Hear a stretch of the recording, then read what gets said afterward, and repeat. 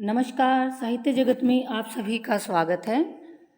तो हमने जो प्रतियोगी परीक्षाओं की तैयारी का कार्य शुरू किया हुआ है, उसमें मैं आदिकाल आपको करवा चुकी हूँ। तो उसी कड़ी में आज से हम भक्तिकाल का अध्ययन शुरू कर रहे हैं।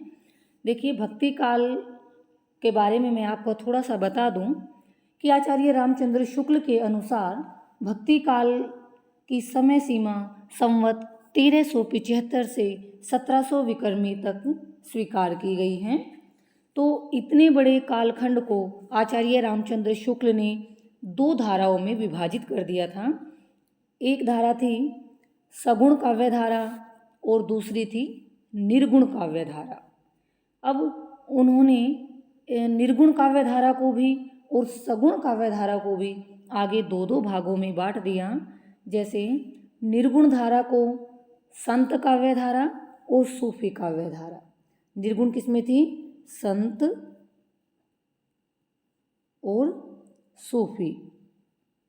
ये तो हो गई आपकी निर्गुण। और जो सगुण काव्य धारा थी उसमें क्या है? राम काव्य और कृष्ण काव्य। राम और कृष्ण ये हो गई। तो संत और सूफी हो गए आपके निर्गुण और राम और कृष्ण हो गए सगुण। तो पूरे भक्ति काल में हम इन चारों धाराओं का ही अध्ययन करेंगे। तो सबसे पहले यहाँ पर जो लिखा हुआ है ज्ञानाश्रयी शाखा, जिसे हम संत काव्य धारा के नाम से जानते हैं। तो हम शुरू कर रहे हैं भक्ति काल। और ये जो तैयारी मैं आपको करवा रही हूँ, ये मैं आपको पहले भी बता चुकी हूँ कि हमने लेखक ओंकार नाथ वर्मा के द्वारा लिखी गई पुस्तक हिंदी साहित्य का तथ्यपरक अध्ययन, इसको आधार रूप में ग्रहण किया है और इसी पुस्तक के आधार पर मैं आपको ये तैयारी करवा रही हूँ। देखिए, ज्ञानाश्रयी शाखा निर्गुण भक्ति का सर्वप्रथम उल्लेख श्वेताश्वेतर उपनिषद इसमें मिलता है। श्वेताश्वेतर उपनिषद में निर्गुण भक्ति का सबसे पहले उल्लेख मिलता है।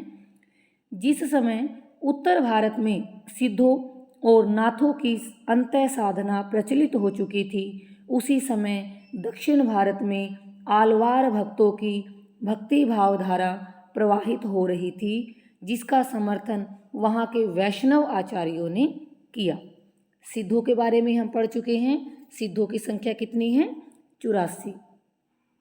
नाथों के बारे में हम पढ़ चुके हैं। नाथों की संख्या कितनी है? 9। आलवारों की संख्या 12 है। इनके बारे में मैं आगे विस्तार से बताऊंगी आपको। तो वहाँ के वैष्णव आचार्यों ने इसका समर्थन किया। आलवार नम या षटकोप ये नाम है एक आलवार भक्त का। आलवार जो संख्या में 12 होते हैं। आलवार के बारे में मैं आपको यहीं पहले बता ही देती हूँ। देखिए, आलवार जो शब्द आया है, इनकी संख्या है 12।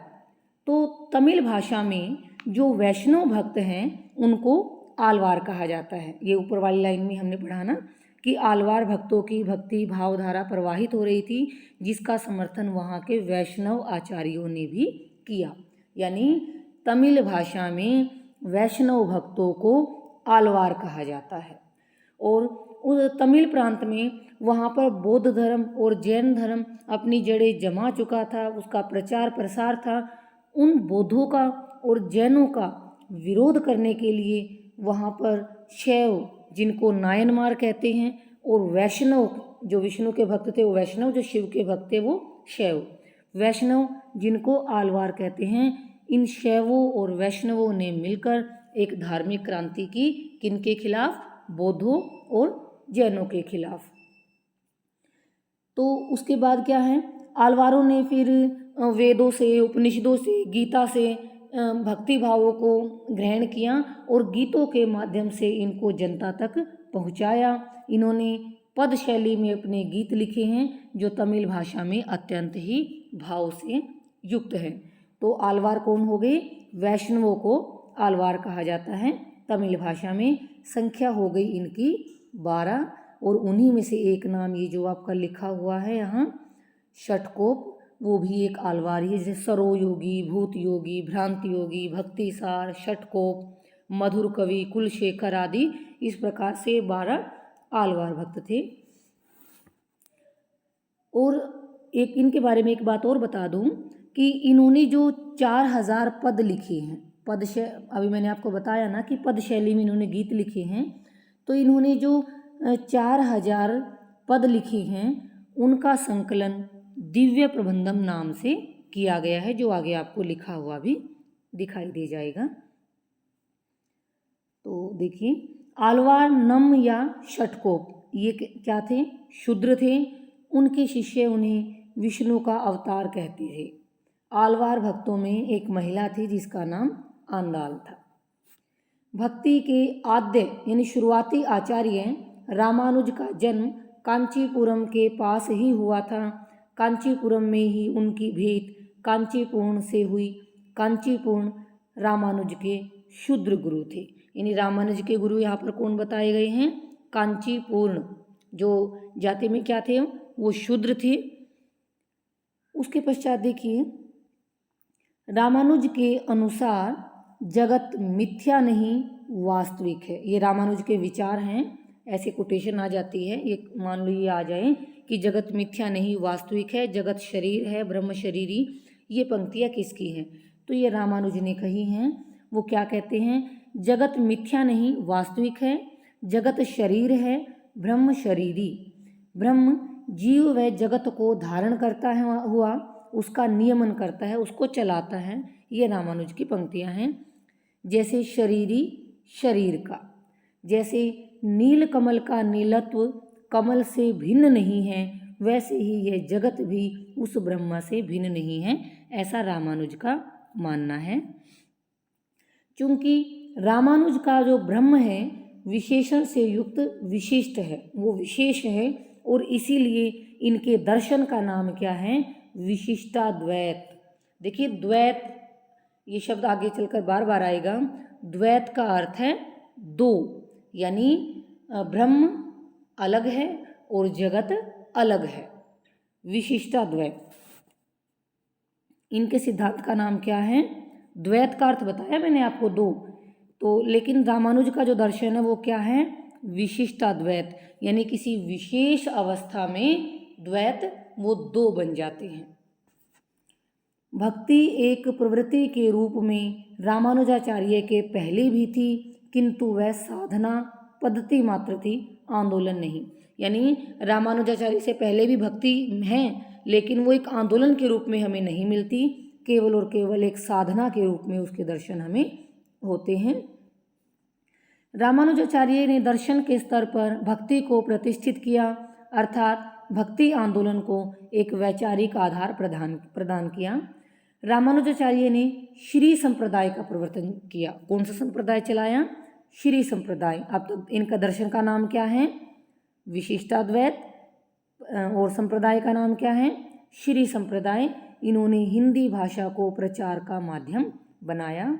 रामानुज की परंपरा में रामानंद हुए, जिनका जन्म 1300 ईस्वी के आसपास बताया जाता है, और उनके बारे में कहा जाता है कि वे भक्ति को दक्षिण से उत्तर लाए। देखिए, इनके एक पंक्ति भी हैं, भक्ति द्राविड़ी उपजी लाए रामानंद। यानी भले ही भक्ति दक्षिण में उपजी, लेकिन उत्तर भारत में लाने का श्रेय उसको रामानंद को जाता है। आगे देखिए, आचार्य शंकर ने अद्वैतवाद का प्रवर्तन किया। अद्वैतवाद, शंकराचार्य के अद्वैतवाद से प्रभावित होकर ये फिर अलग अलग चले। देखिए, द्वैत का अर्थ मैंने आपको क्या बताया? दो, कि ब्रह्म अलग है और जगत अलग है। लेकिन अद्वैत मतलब वो दो नहीं है। आचार्य शंकराचार्य ने कौन सा मत चलाया? अद्वैतवाद, कि ब्रह्म सत्य है और जगत मिथ्या है, झूठा है। ब्रह्म और जगत में कोई भेद नहीं है। अद्वैतवाद मतलब ब्रह्म और जगत में कोई भेद नहीं है। तो शंकराचार्य के मत का नाम क्या है? अद्वैतवाद। वैष्णव धर्म की स्थापना करने वाले रामानुज, मध्वाचार्य, विष्णु स्वामी और निम्बार्काचार्य, ये 4 महान आचार्य हुए हैं जिन्होंने वैष्णव धर्म की स्थापना में योगदान दिया। इन आचार्यों के बाद रामानंद, वल्लभाचार्य और चैतन्य महाप्रभु ने इस परंपरा को अत्यधिक व्यापक बनाते हुए उसको एक मजबूत आधार प्रदान किया। ये भी इसी में है। मध्वाचार्य का मत क्या है? द्वैतवाद। और इनका संप्रदाय क्या है? ब्रह्म संप्रदाय।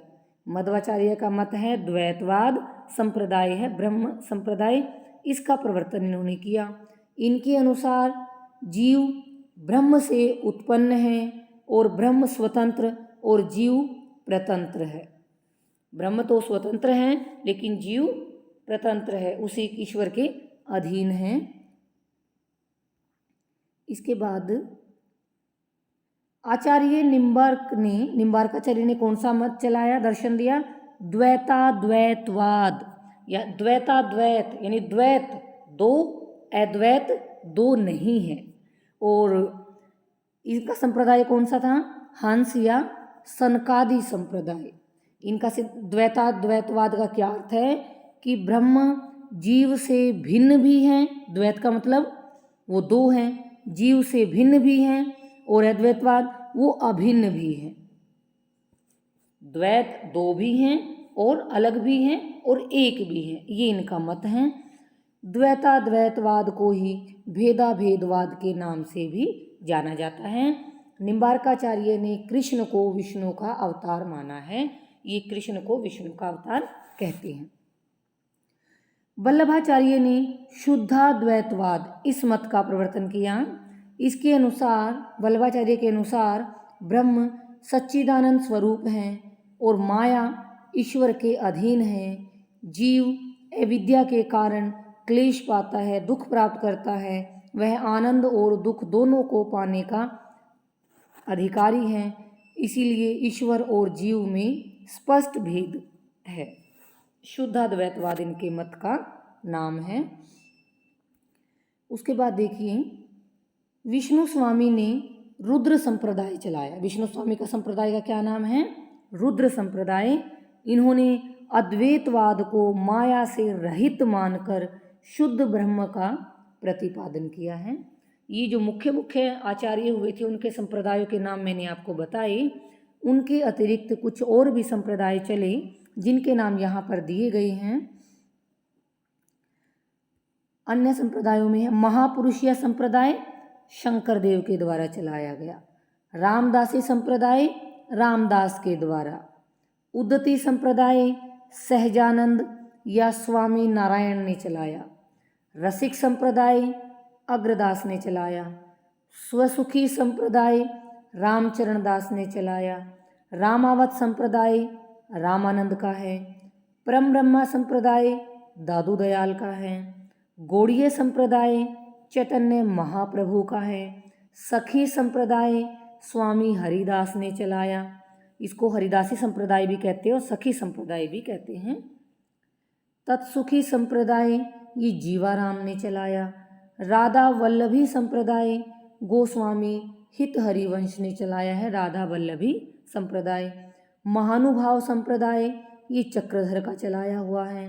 वारकरी संप्रदाय ये पुंडलिक का है। और ध्यान संप्रदाय कहते हैं कि जो ध्यान संप्रदाय है इसका जन्म भगवान बुद्ध की बोधि से माना जाता है, इसीलिए इसका नाम है ध्यान संप्रदाय। तो जो ऊपर प्रमुख संप्रदाय मैंने आपको बताए उनके अतिरिक्त ये भी कुछ संप्रदाय हैं। हमारे लिए तो हम प्रतियोगी परीक्षाओं की तैयारी कर रहे हैं तो प्रत्येक पंक्ति से एक प्रश्न बनाने की आदत आपको होनी चाहिए। तो ये सारे संप्रदायों के नाम भी आपको याद करने हैं। उसके पश्चात यहाँ से हम देख रहे हैं विष्णु का सर्वप्रथम उल्लेख ऋग्वेद में मिलता है। विष्णु का सबसे पहला उल्लेख कहाँ मिलता है? ऋग्वेद में, जहाँ पर इनकी कल्पना सूर्य के रूप में की गई है। विष्णु की कल्पना किस रूप में की गई है? सूर्य के रूप में। और सबसे पहला उल्लेख ऋग्वेद में मिलता है। वस्तुतः ईश्वर प्रेम के क्षेत्र में सबको समान अधिकार देकर आलवार भक्तों ने भारतीय जनजीवन को एक दूसरे के निकट लाने का सतुत्य प्रयास किया। सतुत्य यानी प्रशंसनीय। आलवार भक्तों द्वारा रचित 4000 पदों का संकलन दिव्य प्रबंधम नाम से किया गया है। देखिए पंक्ति मैंने आपको पहले बता दी थी और यहाँ पर लिखी हुई भी आ गई है, क्योंकि आलवार भक्तों ने पद शैली में गीत लिखे हैं, तमिल भाषा में हैं, और वो पद कितने हैं, 4000 पद हैं। उनका संकलन दिव्य प्रबंधम पुस्तक के नाम से किया गया है। आगे हैं, नम्मालवार के गीतों का संकलन सबसे पहले नाथ मुनि ने किया 10वीं शताब्दी में। नम्मालवार के गीतों का संकलन नाथ मुनि द्वारा 10वीं शताब्दी में किया गया। वेबर, ग्रियर्सन, बर्नले, भंडारकर आदि विद्वानों ने वैष्णव भक्ति को ईसाइयत की देन कहा है। यानी प्रश्न भी आ सकता है कि वैष्णव भक्ति को ईसाइयत की देन निम्नलिखित में से किसने कहा है। इन चारों में से कोई 2 ऑप्शन भी सही पूछ सकता है, 3 भी पूछ सकता है, 1 भी हो सकता है। तो ये चारों के नाम आपको याद रखने हैं, वेबर, ग्रियर्सन, बर्नले, भंडारकर। ये ईसाइयत की देन मानते हैं वैष्णव भक्ति को। आचार्य रामचंद्र शुक्ल ने भक्ति को धर्म का रसात्मक रूप कहा है। देखिए बड़ी ही महत्वपूर्ण पंक्ति है, ये अक्सर पूछी जाती है, धर्म का रसात्मक रूप। ये पंक्ति किसकी है, तो ये आचार्य रामचंद्र शुक्ल की पंक्ति है। भक्ति को कहा इन्होंने इसे इस्लामी आक्रमण से पराजित हिंदू जनता की असहाय एवं निराश मनस्थिति से जोड़ा था। यानी रामचंद्र शुक्ल ने क्या कहा कि जब मुसलमानों के आक्रमण हो रहे थे तो उससे पराजित जो हिंदू जनता है वो हार गई थी, निराश हो गई थी, असहाय महसूस कर रही थी, तो भगवान की शरण में जाने के सिवाय उनके पास कोई दूसरा रास्ता ही नहीं था। ये रामचंद्र शुक्ल ने कहा है। उसके बाद देखिए, पंडित हजारी प्रसाद द्विवेदी ने भक्ति आंदोलन को भारतीय चिंताधारा का स्वाभाविक विकास माना है। यानी रामचंद्र शुक्ल के मत से असहमत हैं, ये सहमति न जताते हुए इन्होंने ये कहा कि भक्ति आंदोलन जो है वो पराजित हिंदू जाति की वो मनस्थिति के कारण नहीं है कि वो भक्ति की तरफ मुड़ी, बल्कि भक्ति आंदोलन को भारतीय चिंताधारा का एक स्वाभाविक रूप से विकास इन्होंने माना है। डॉक्टर श्याम सुंदर दास ने भक्ति काल को हिंदी साहित्य का स्वर्ण युग कहा है। इससे पहले भक्ति काल को स्वर्ण युग जॉर्ज ग्रियर्सन कह चुके हैं। आचार्य रामचंद्र शुक्ल ने भक्ति काल की समय सीमा संवत 1375 विक्रमी से 1700 विक्रमी निर्धारित की हैं। ये बातें सारी मैं आपको पहले बता चुकी हूँ, यहाँ पर इस पुस्तक में ये अंत में दी गई हैं। भक्ति की 2 धाराएं प्रवाहित हुई, निर्गुण धारा और सगुण धारा। निर्गुण एवं सगुण दोनों प्रकार की भक्ति का मुख्य लक्ष्य क्या है, भगवत विषयक रति और अनन्यता, यानी भगवान के विषय, भगवान के प्रति प्रेम और उसमें रमणित हो जाना, अनन्यता है ये। हिंदी में निर्गुण भक्ति की अभिव्यक्ति सबसे पहले महाराष्ट्र के संत नामदेव की रचनाओं में मिलती हैं। हम जो ज्ञानाश्रय शाखा पढ़ रहे हैं ना, ये निर्गुण भक्ति के अंतर्गत ही आती है। निर्गुण भक्ति की 2 शाखाएं हैं ना, ज्ञानाश्रय, इसको संत काव्य परंपरा भी कहते हो, सूफी काव्य। इन्होंने ऐसे भक्ति मार्ग की ओर संकेत किया था जो हिंदू और मुसलमान दोनों के लिए ग्राह्य हो, ग्रहण करने योग्य हो। संत नामदेव ने, उस संत नामदेव 13वीं शताब्दी समय दिया हुआ इनका। ये पहले सगुणोपासक थे, सगुण भक्त थे। बाद में जब ये ज्ञानदेव के संपर्क में आए और नाथ पंथ से जुड़ गए तो ये सगुण की बजाय निर्गुण उपासक बन गए। और यही कारण है कि नामदेव की रचनाएं सगुणोपासना और निर्गुणोपासना दोनों से संबंधित है, क्योंकि पहले ये सगुण उपासक थे, बाद में ये निर्गुण उपासक बन गए। सगुण यानी ये इसमें इस श्रेणी में वो भक्त हैं जो ईश्वर के रूप की आराधना करते हैं, वो उसकी मूर्ति बनाकर पूजते हैं, मंदिरों में जाते हैं, तीर्थ आदि पर जाते हैं, उनको पाने का रास्ता वो है। निर्गुण कौन से, जो ये कहते हैं कि इसे मंदिरों में, मस्जिदों में ईश्वर नहीं मिलता, ईश्वर तो हमारे अंदर ही समाया हुआ है। जैसे फूलों के अंदर सुगंध समाई हुई होती है, उसको देखा नहीं जा सकता, महसूस किया जा सकता है, वैसे ही ईश्वर हमारे अंतःकरण में है, हम उसको महसूस कर सकते हैं। ये सगुण और निर्गुण में अंतर है। गुरु ग्रंथ साहब में नामदेव के 60 से अधिक पद संग्रहित हैं। नामदेव ने निर्गुण ब्रह्म का वर्णन करने के साथ साथ विभिन्न कर्मकांडों एवं बाह्यचारों का भी खंडन किया है। इन्होंने प्रभु नाम स्मरण को अधिक महत्व दिया, जिसका प्रभाव कबीर एवं अन्य संतों पर देखा जा सकता है, क्योंकि कबीर दास भी इन्हीं की परंपरा में हैं। आगे हम पढ़ेंगे विस्तार से। ज्ञानाश्री जो शाखा है, इसके प्रतिनिधि कवि कबीर दास ही हैं।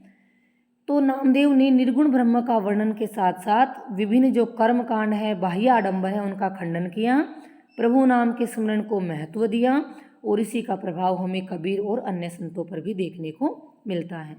रामानुजाचार्य ने केवल विष्णु या नारायण की भक्ति और ज्ञान पर जोर दिया था, जबकि जो रामानंद हुए उन्होंने राम भक्ति का प्रचार किया।